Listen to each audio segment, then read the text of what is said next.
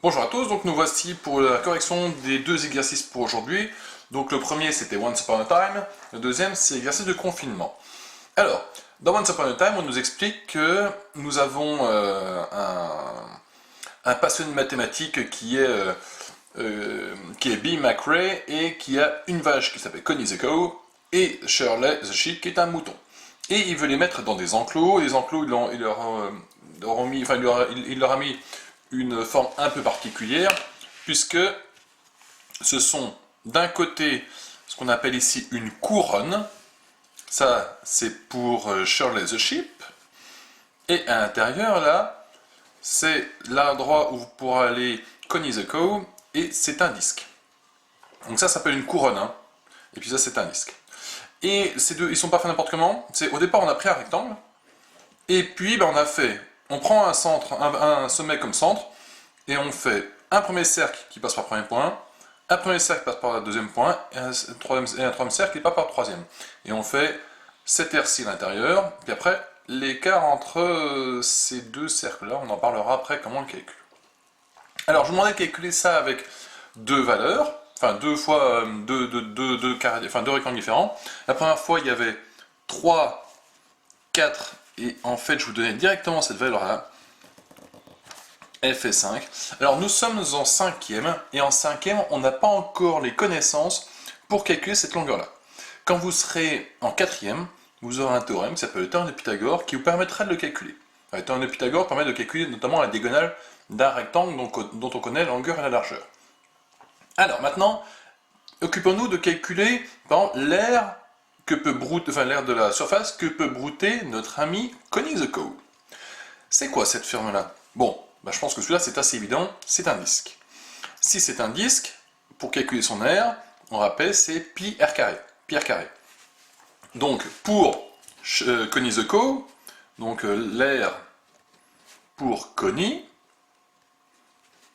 c'est pi r carré, donc pi fois 3 au carré, et ça fait 9pi. 3 au carré, ça fait 3 fois 3, 9. Ne confondez pas 3 au carré et 3 fois 2. C'est vraiment important. Alors, maintenant, si on prend la calculatrice, elle peut nous donner une valeur approchée. Alors, je vais la prendre, on verra pourquoi. Donc ça fait 28,3 par exemple. Je vous montre un petit peu le résultat. C'est 28,27. Maintenant, si je prends qu'un chiffre après la virgule, donc je prends que le premier chiffre. Attention, je regarde au chiffre d'après. Si le chiffre d'après c'est 0, 1, 2, 3, 4, je laisse tel quel. Si c'est 5, 6, 7, 8, 9, comme c'est le cas là, je rajoute 1 au nombre d'avant. Je rappelle, c'est toujours la même technique, on a déjà passé la moitié. Par exemple, imaginez que à la fin du trimestre, bon, ce trimestre-là est un peu bizarre, mais on imagine qu'à la fin du trimestre, vous ayez 14,9 de moyenne. Mais évidemment, vous êtes plus près de 15 que de 14. Pourquoi? Parce que vous êtes dépassé la moitié. Et en fait, qu'est-ce qu'il suffit de regarder? Il suffit de regarder le chiffre d'après. Donc si je prenais 14,9, donc le chiffre d'après, ce serait donc le 9. Je voulais que des nombres entiers, donc ce serait 9. Le 9, il a dépassé la moitié, il est au-dessus de 5. Donc, je prends le nombre au-dessus. Donc, ici, je veux un seul chiffre après la virgule, donc je vais mettre un 3 ici. Bon. L'aire de Shirley the Sheep. Shirley, c'est au final l'aire de cette couronne-là. Mais comment calculer l'aire de cette couronne-là? Mais il suffit de calculer l'aire du disque à l'intérieur de ces 3 et d'enlever l'aire du disque à l'intérieur de ces 2. Donc si vous avez l'aire de tout, donc tout à l'intérieur là, et vous enlevez toute la partie au milieu, il vous reste que la couronne. Donc l'aire de Shirley, c'est l'aire du grand disque. Alors c'est du coup pi fois 5 au carré, l'aire du grand disque, tout ça à l'intérieur, moins l'aire du moyen disque, donc c'est l'aire de cette pi fois 4 au carré. Donc ce qui me fait 5 au carré, ça fait 25, ça fait 5 fois 5, 25. Donc 25 pi, voilà. 25 pi moins 4 fois 4, 16 pi. Et là, alors, je vais le laisser pour l'instant, alors 25 moins 16, ça fait 9 pi. Ah, on a pareil, égalité. Maintenant, si vous passez par des valeurs approchées, voyons ce que ça donne. Donc si je prends 25 pi, Donc je fais 25 fois pi. Il me dit que ça fait, alors je vais prendre la valeur approchée, 78,5. Bon, 78,5. Et je soustrais, donc je prends toujours ça, je soustrais ici 16 pi, 16 pi qui me fait, bon 16 pi évidemment, qui me fait 50,3. Bon, moins 50,3. Alors ce qui me fait, donc ceci est égal à 28,2. Hein, 50,3. Là, je rappelle, hein, la valeur approchée, pareil, j'ai pris le chiffre d'après. Il s'avère que c'est un nombre entre 5 et 10. Entre ces 5, 6, 7, 8, 9. Donc je rajoute 1 là. Bon. J'obtiens ceci. Et bien si vous regardez, là et là, j'ai pas les mêmes résultats. Pourquoi? Parce que je bosse avec des valeurs approchées. Si je prenais 10 chiffres après la virgule, évidemment, on serait beaucoup plus proche. Là, j'ai pas égalité, et pourtant, le vrai résultat, qui est celui-ci, il est égal. Quand je vous dis que c'est important de bien se souvenir quand est-ce que l'on a une valeur approchée, quand est-ce qu'on a une valeur exacte, ceci, c'est la valeur exacte, donc j'ai le droit de les comparer, j'ai le droit de dire qu'ils sont égaux. Par contre, ici, si je prends la valeur approchée, d'abord, je ne trouve pas le résultat, et quand bien même j'aurais ça, si je compare deux valeurs approchées, ça ne me dit pas que j'ai égalité. Prenons un exemple. Imaginons que j'ai deux personnes, et quand j'ai leur moyenne en fin de trimestre, je ne prends que des nombres entiers. Bon. Imaginons que la première personne, elle ait 14,9 de moyenne. Donc à ce moment-là, pour arrondir, je dirais que ça fait 15. Maintenant, imaginons que la deuxième personne ait 15,3. Pour arrondir, je vais arrondir à 15. Je suis près de 15 que de 16. Donc à ce moment-là, dans les valeurs approchées, ils auraient tous les deux 15.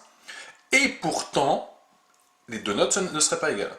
On ne peut pas comparer, en tout cas dire que deux valeurs approchées sont égales. C'est pas possible. Parce qu'il y a des erreurs justement de calcul.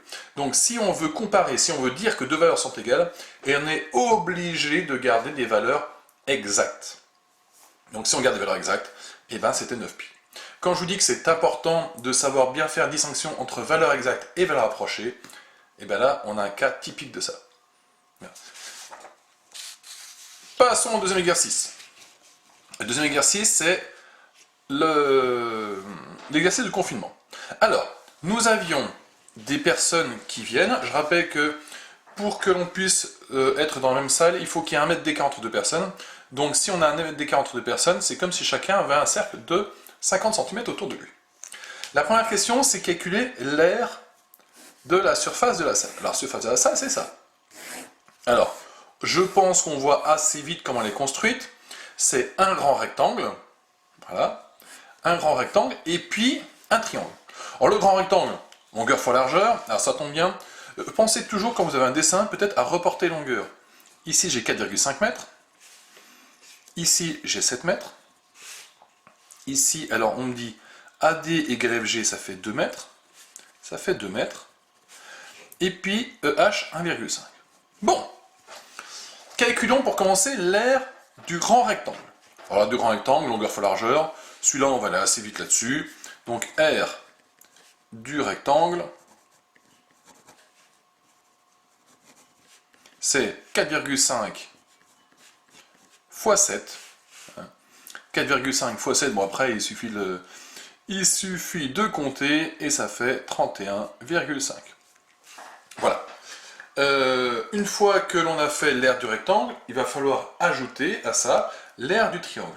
Alors l'aire du triangle, quand on fait l'aire du triangle, on a besoin de la base et de la hauteur. La base, c'est un côté, et la hauteur, il faut que ce soit, ça part du sommet, du troisième sommet, et que ce soit perpendiculaire.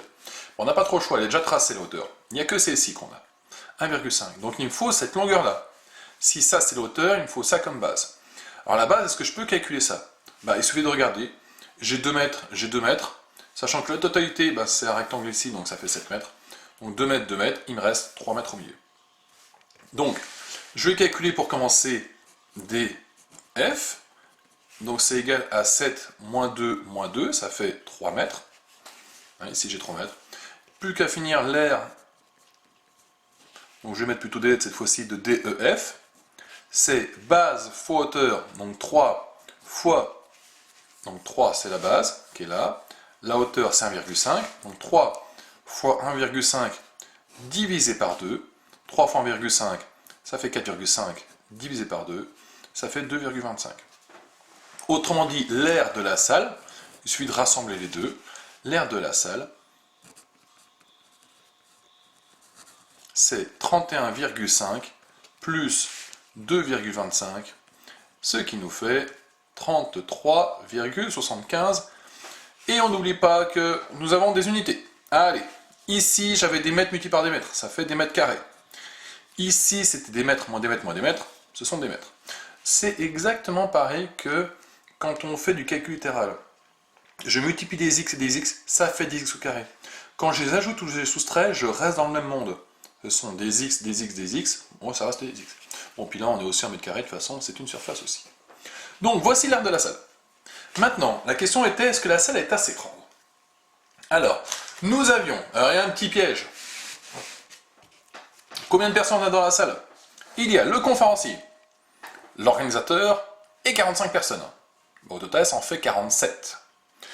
Et ce qu'on me demande, c'est est-ce que dans la salle que j'ai, est-ce que je peux faire entrer en fait 47 cercles d'1 mètre de rayon, de 50 cm de rayon.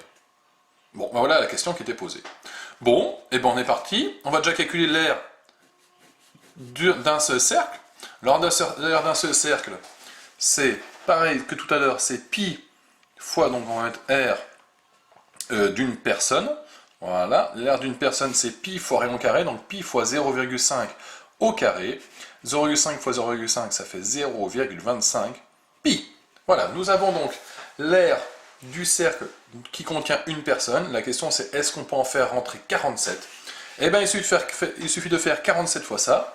Donc 47 fois 0,25 pi, ça nous fait exactement, hop, je fais mon calcul à la calculatrice, ça me fait 11,75 pi, et donc ceci, quand on calcule cette valeur-là, ça fait à peu près 36,91, bon 36,9 mètres carrés. Donc ça, quand je calcule ça, donc c'est l'aire, les 47 disques, l'aire des 47 disques, qui est égal à ceci. Autrement dit, on essaie de faire entrer 36,9 mètres carrés dans 33,75 mètres carrés, et bien ça va pas marcher. L'aire de la salle n'est pas assez grande. Alors au passage, si jamais on avait trouvé que ça rentrait, est-ce que ça veut dire qu'il y a possibilité d'agencement pour bien les rentrer tous? C'était pas gagné. En tout cas, là, il est évident qu'il n'y a pas assez d'air, tout court, même si on ne laisse pas de trou, il n'y a pas assez d'air. Donc on est tranquille, la surface n'est pas assez grande pour faire rentrer les 47 cercles là-dedans. Voilà, bon ben nous, c'était la fin de la session de la séquence sur les aires. Maintenant, on va passer à quelque chose de nouveau. Rendez-vous dans la prochaine vidéo. A plus tard.